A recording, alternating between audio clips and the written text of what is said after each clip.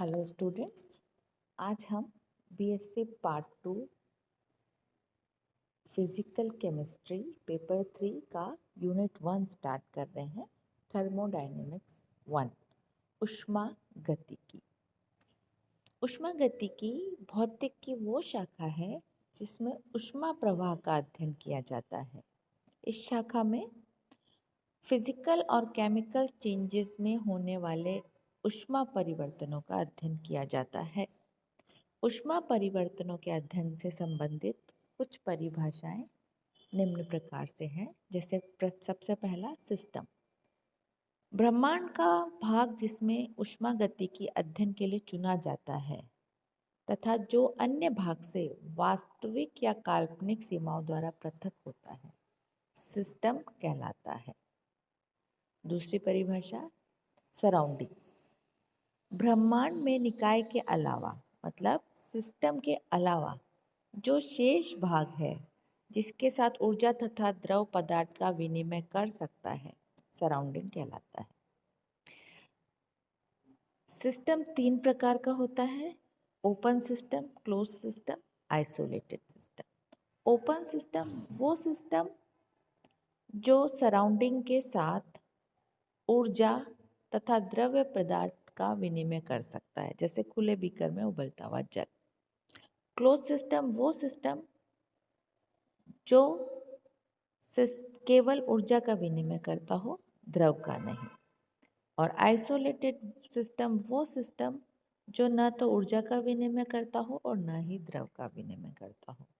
इसका एग्जाम्पल है thermos flask में रखा हुआ गर्म जल। यहाँ पर हम इस चित्र की सहायता से समझते हैं कि ये है आपका ओपन सिस्टम जिसमें कि सराउंडिंग से बाहर खुला बीकर में जा सकता है। ये है आपका क्लोज सिस्टम जिसमें ऊर्जा का विनिमय सराउंड बाहर नहीं हो पाता। और ये है आपका आइसोलेटेड सिस्टम जिसमें चारों तरफ से थर्मस की एक लेयर है जिसमें ना तो द्रव भाग और ना ही ऊर्जा का विनिमय संभव होता है। तो ये हमारे 3 प्रकार के सिस्टम हो। इसके बाद हम देखते हैं एक्सटेंसिव एंड इंटेंसिव प्रॉपर्टीज। कुछ प्रॉपर्टीज जो सिस्टम में उपस्थित पदार्थ की मात्रा पर निर्भर करते हैं, मात्रात्मक गुण कहलाते हैं। जैसे द्रव्यमान, एनर्जी, वॉल्यूम, एंथैल्पी, एंट्रोपी, मुक्त ऊर्जा। और कुछ विशिष्ट गुणधर्म जो होते हैं जो मात्रा पर नहीं बल्कि उसकी प्रकृति पर निर्भर करते हैं, जैसे ताप, दाब, सरफेस टेंशन, विस्कोसिटी, घूर्णकता, अपवर्तनांक, ऑप्टिकल एक्टिविटी एक्सेट्रा।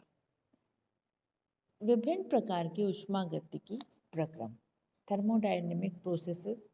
विभिन्न प्रकार के थर्मोडायनेमिक प्रोसेस क्या हैं? जब कोई ऊष्मागतिकी सिस्टम एक अवस्था से दूसरी अवस्था में परिवर्तित होता है तो उसे हम थर्मोडायनेमिक प्रोसेस कहते हैं। ये 4 प्रकार के होते हैं। पहला आइसोथर्मल प्रोसेस, इस प्रोसेस में सिस्टम का ताप निश्चित रहता है। दूसरा एबायोटिक प्रोसेस, इस सिस्टम में परिपार्श्विक के बीच ऊष्मा का आदान प्रदान नहीं होता। तीसरा है आइसोबारिक प्रोसेस, इस सिस्टम में दाब स्थिर रहता है। और चौथा है साइक्लिक प्रोसेस, इस सिस्टम में निकाय विभिन्न परिवर्तनों से गुजरता हुआ पुनः अपनी प्रारंभिक अवस्था में लौट आता है। इस प्रक्रम के लिए आंतरिक ऊर्जा में परिवर्तन delta E is equal to 0 तथा एंथैल्पी परिवर्तन D H is equal to 0 होता है। रिवर्सिबल एंड इरिवर्सिबल प्रोसेस, अगला टर्म है रिवर्सिबल एंड इरिवर्सिबल प्रोसेस। जब किसी ऊष्मागतिक सिस्टम को धीरे धीरे या अनंत सूक्ष्म पदों में इस प्रकार कराया जाता है कि प्रत्येक पद में वो सराउंडिंग के साथ साम्यावस्था में रहे, तो ऐसे सिस्टम को रिवर्सिबल सिस्टम कहते हैं। और यदि प्रक्रम को चलाने वाला बल उसके विरुद्ध लगने वाले बल से अनंत सूक्ष्म अधिक हो तो इस प्रक्रम को उत्क्रमणीय प्रक्रम रिवर्सिबल सिस्टम कहते हैं। माना एक सिलेंडर में एक गैस की निश्चित मात्रा भरी हुई है। अब इस पर एक भारहीन या घर्षण रहित पिस्टन लगाते हैं जिस पर दाब है। गैस का आंतरिक दाब भी P है। यदि पिस्टन का दाब अनंत सूक्ष्म डेल्टा P से कम किया जाता है तो गैस पिस्टन को बाहर की ओर धकेलती है जिससे आयतन में वृद्धि होती है। यदि गैस के दाब की तुलना में पिस्टन का दाब लगातार सूक्ष्म काम करता है तो गैस का प्रसारण भी सूक्ष्म मात्रा में होता है। ऐसे प्रक्रम में तंत्र सदैव साम्यावस्था में रहता है। ये जो सिस्टम है अनंत सूक्ष्म गति से हो रहा है, अतः इसे रिवर्सिबल सिस्टम कहा जाता है। अगले टर्म है हमारी स्टेट फंक्शन। वे ऊष्मागतिक फलन जो केवल प्रारंभिक व अंतिम अवस्थाओं पर निर्भर करते हैं अवस्था फलन स्टेट फंक्शन कहलाते हैं। ये परिवर्तन के प्रकार पर निर्भर नहीं करते, जैसे E, H, S, G, A, mu. ये सब ऊष्मागतिक अवस्था फलन हैं, स्टेट फलन हैं जो किसी भी चेंज पर निर्भर नहीं करते। अब हम देखेंगे फर्स्ट लॉ ऑफ थर्मोडायनेमिक्स। इसे ऊर्जा संरक्षण कंजर्वेशन लॉ ऑफ एनर्जी भी कहते हैं। इस नियम का शाश्वत गति मशीन की असफलता से हुआ है। यह वह मशीन है जो किसी भी ऊर्जा का उपभोग बिना कार्य उत्पन्न किए कर सकती है। ऐसी मशीन का निर्माण असंभव है जो बिना ऊर्जा के उपभोग के कार्य उत्पन्न कर सके। ऊष्मागति का प्रथम नियम के अनुसार न तो ऊर्जा को उत्पन्न किया जा सकता है और न ही ऊर्जा को नष्ट किया जा सकता है। इसे एक रूप से दूसरे रूप में परिवर्तित किया जा सकता है, अर्थात जब भी ऊर्जा की कोई निश्चित मात्रा नष्ट होती है तो समान मात्रा में ऊर्जा उत्पन्न होती है। इस नियम के अनुसार एक आइसोलेटेड सिस्टम की सभी ऊर्जाओं का योग स्थिर रहता है। इसका जो मैथमेटिकल फॉर्म है वो इस तरह से है कि माना कि एक ऊर्जागतिक सिद्धांत Q में ऊष्मा अवशोषण करता है तो इसकी अवस्था A से B में परिवर्तित होती है। अवशोषित ऊष्मा दो प्रकार से उपयोग में आती है। आंतरिक ऊर्जा में वृद्धि से डेल्टा E, निकाय द्वारा परिपार्श्विक का कार्य करने में W। अतः प्रथम नियम के अनुसार अवशोषित ऊष्मा बराबर आंतरिक ऊर्जा में वृद्धि प्लस निकाय द्वारा किया गया कार्य। इसे ऊष्मागति का प्रथम नियम कहते हैं। Delta E is equal to Q minus W ऊष्मागतिकी का प्रथम नियम है। यहाँ पर W सिस्टम द्वारा किया गया काम है। ऐसा ही सिस्टम में ऊष्मागति का प्रथम नियम delta E is equal to Q plus W। यहाँ W तंत्र पर किया गया काम है। यहाँ W तंत्र द्वारा किया गया काम है और यहाँ W तंत्र पर किया गया काम है। यदि तंत्र द्वारा किया गया कार्य है तो W का चिन्ह ऋणात्मक लेना होता है। तो अत्यंत सूक्ष्म परिवर्तन के लिए ऊष्मागतिकी का प्रथम नियम इस प्रकार से लिखा जाता है। Delta E is equal to delta Q minus delta W। यहाँ पर हमने ऋणात्मक चिन्ह इसलिए लिया है कि तंत्र द्वारा किया गया कार्य है। इसे प्रथम नियम का अवकलन रूप कहा जाता है। यहाँ डेल्टा E बराबर आंतरिक ऊर्जा में सूक्ष्म वृद्धि, डेल्टा Q बराबर अवशोषित ऊर्जा में अनंत सूक्ष्म मात्रा निकाय द्वारा किए गए कार्य की अत्यंत सूक्ष्म मात्रा डेल्टा E। डेल्टा E ये एक यथार्थ अवकलन है तथा इसे डेल्टा E द्वारा लिखा जाता है क्योंकि आंतरिक ऊर्जा एक अवस्था फलन जिसका परिवर्तन केवल निकाय की प्रारंभिक व अंतिम प्रावस्था पर निर्भर करता है डेल्टा Q तथा डेल्टा W द्वारा लिखा जाता है। क्योंकि डेल्टा Q तथा W अवस्था फलन नहीं है जिससे परिवर्तन पथ के प्रकार पर निर्भर करता है। Internal energy. कुछ पदार्थ युक्त किसी ऊष्मागतिक निकाय में किसी भी थर्मोडायनेमिक सिस्टम में ऊर्जा की निश्चित मात्रा होती है। यह ऊर्जा रेखीय गति तथा अन्य आणविक ऊर्जा जैसे रोटेशनल एनर्जी और वाइब्रेशनल एनर्जी के योग के बराबर होती है। सिस्टम की ऊर्जा में अणुओं के अंदर उपस्थित नाभिकों तथा इलेक्ट्रॉनों की वजह से गतिज ऊर्जा और स्थित ऊर्जा का जो भी योगदान होता है उसी के कारण किसी सिस्टम में की सभी संभव प्रकार की ऊर्जा का योग उनकी आंतरिक ऊर्जा कहलाता है। ताप, दाब और आयतन की भांति किसी निकाय की आंतरिक ऊर्जा भी निकाय की अवस्था द्वारा निर्धारित की जाती है। इसका परिवर्तन उस पथ से मुक्त है जिसके द्वारा यह परिवर्तन किया जाता है। इसकी व्याख्या निम्न प्रकार की जाती है।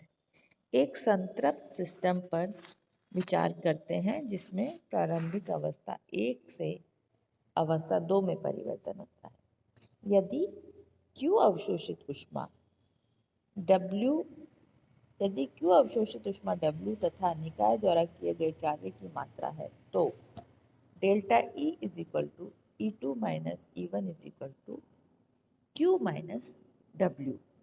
ऊष्मा गति के प्रथम नियम के अनुसार डेल्टा E एक ही रहता है भले ही अवस्था 1 से अवस्था 2 तक परिवर्तित किसी भी पथ द्वारा किया गया हो। दोनों राशियां Q तथा W का समायोजन इस प्रकार होता है कि Q माइनस W सदैव स्थिर रहता है। यदि यह सत्य नहीं होता तो एक संतृप्त निकाय में अवस्था 1 से अवस्था 2 तक एक पथ द्वारा पहुंचने में ऊर्जा की शुद्ध मात्रा प्राप्त होती है तथा एक दूसरे पथ से लौटने में ऊर्जा की एक शुद्ध मात्रा की हानि होती है, परंतु ये ऊर्जा के संरक्षण नियम के विरुद्ध है। यदि सभी कथनों को एक सरल गणितीय विधि रूप में लिखा जाए तो E एक अवस्था फलन है तथा E बराबर एफ टी वी या एफ टी इंटू पी है। अवकलन डेल्टा E पूर्ण अवस्था तथा यथार्थ अवस्था अवकलन है। एक क्लोज पाथ में डेल्टा E का समाकलन 0 के बराबर होता है। यूलर के प्रमेय के अनुसार डेल्टा प्रमेय का अनुप्रयोग डेल्टा E में किया जाता है तो delta square E upon delta V delta T delta square E upon delta T delta V होगा। तो आंतरिक ऊर्जा के मात्रक जो है वो जूल होता है और दूसरा मात्रक कैलोरी होता है। तो ऊर्जा गति के प्रथम नियम के अनुसार delta E is equal to Q minus W, Q is equal to delta E plus W, delta is equal to E2 minus E1 और delta V is equal to V2 minus V1। यहाँ पे दोनों V1 है तो इसको V2 minus V1 देखेंगे। तो Q is equal to E2 minus E1 is plus P V2 minus V1। Q is equal to E2 plus PV2 minus E1 plus PV1। आंतरिक ऊर्जा के समान PV भी निकाय की अवस्था पर निर्भर करता है। अतः E is equal to PV भी निकाय की इसे निकाय की एंथैल्पी या अंतर्निहित ऊष्मा कहा जाता है जिसे H से व्यक्त किया जाता है। तो यहाँ हम देखते हैं H is equal to E plus P V. तो पी वी क्या है? P E is equal to P V निकाय की पी वी आंतरिक ऊर्जा के समान निकाय की अवस्था पर निर्भर करता है। तो एंथैल्पी बराबर ऊष्मानिहित ऊर्जा तथा H से व्यक्त किया जाता है इसे E प्लस पी वी। यहाँ Q क्या है? H2 minus H1। Q is equal to delta H। तो delta H is equal to Q P. अतः स्थिर दाब पर निकाय की ऊर्जा निकाय की पूर्ण ऊष्मा परिवर्तन अवशोषित ऊष्मा के बराबर होता है। डेल्टा H की इकाई जूल प्रति किलो जूल या K कैलोरी होती है। डेल्टा H तथा डेल्टा E में जो संबंध है वो इस प्रकार से है। Del H is equal to E plus P V. तो delta H is equal to delta E plus P delta V। आदर्श गैस के लिए P V is equal to N R T. इसी प्रकार निश्चित ताप पर P V A is equal to N R R T, P V B is equal to N P R T, P is P V V A minus P B is equal to N R minus N P R T. N R minus N P को हम Ng से represent करते हैं और इस प्रकार Np बराबर उत्पाद गैस के मोलों की संख्या जो है वो delta H is equal to delta E plus delta NgRT है। तो ये जो हमने देखा ये हमारा आंतरिक ऊष्मागतिकी का जो है प्रथम नियम को हमने समझा और आंतरिक ऊर्जा को समझा, आंतरिक ऊर्जा के मात्रक को हमने समझा और उसके बाद हमने ऊष्मागतिकी के प्रथम नियम को समझा। तो हमारा यहाँ पर ऊष्मागतिकी का प्रथम नियम delta H is equal to delta E plus delta NgRT है। तो यहाँ पे हमने आज ये नया टॉपिक एक शुरू किया है थर्मोडायनेमिक्स 1। इसी को हम नेक्स्ट टर्न पे आगे कंटिन्यू करेंगे।